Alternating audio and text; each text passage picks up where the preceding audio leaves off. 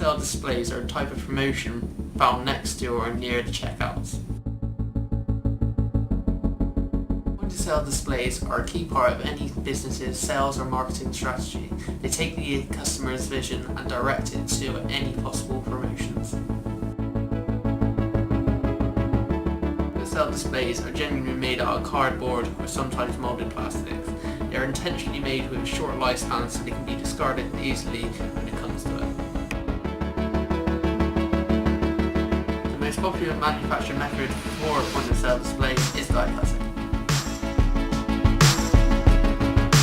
Point-of-sale display using die cutting, they will take the material and run it either through a roller which has the blades on it, or press the cutter which will cut out the design.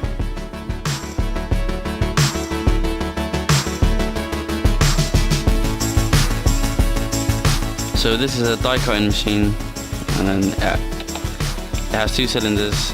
The top cylinder will have some sort of pattern on it, which will be cut out on the material that would be fed through the two cylinders, the gap between the two cylinders, and then it will slowly rotate like this to cut whatever pattern that's on the top cylinder all the way across the material that is going to be fed through. So the materials could like be from plastic to fabric.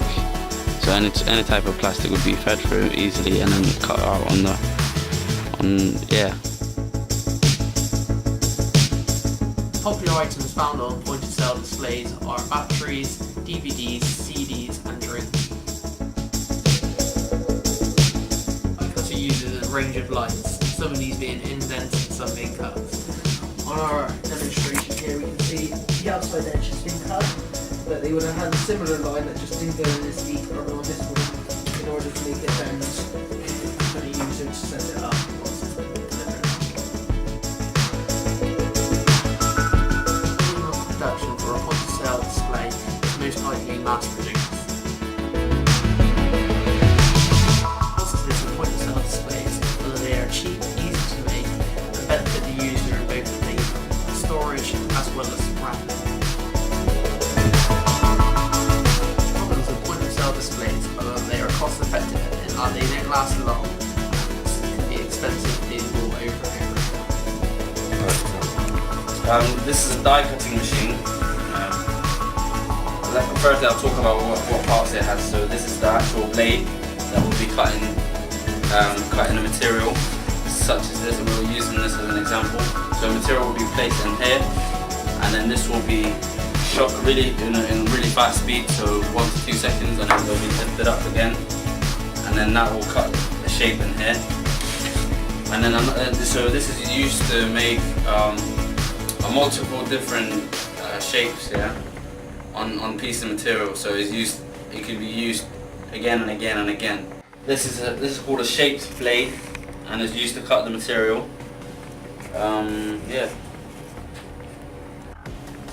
If the people don't want to cut the material, they use a blade that is a bit blunt to actually ensure that it just creases it and not cut through the actual thing. So yeah.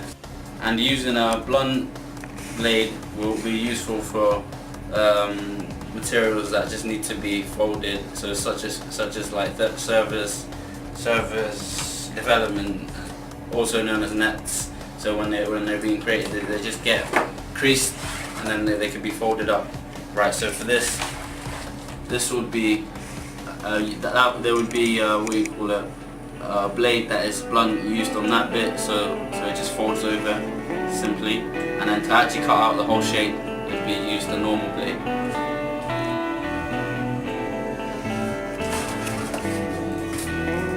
There's two types of die cutting machines. This is one type, and the next type would be the one with a cylinder, two cylinders, and a piece of material is just put through the two cylinders and it rolls and then cuts it quickly, as we've shown in our CAD video earlier. So what happens is, I reckon the better one is the one with the two cylinders, as it is much faster and can do multiple different materials at one time. So what a long piece of material would be slide through it, and it cuts repeatedly the same shape over and over and over. Whereas this, you would need to put a piece of material in, quickly do that, or it might do automatically depending on what machine you've got.